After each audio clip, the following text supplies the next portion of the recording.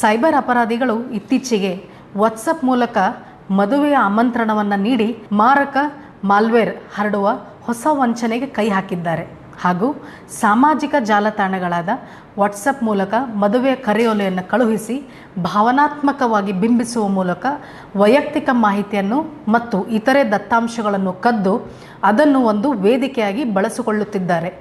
ಈ ವಂಚನೆಯನ್ನು ತಡೆಯಲು ಬೆಂಗಳೂರು ನಗರ ಪೊಲೀಸ್ ತುರ್ತು ಎಚ್ಚರಿಕೆಯನ್ನು ನಿಮ್ಮೆಲ್ಲರಿಗೆ ನೀಡುತ್ತಿದ್ದಾರೆ.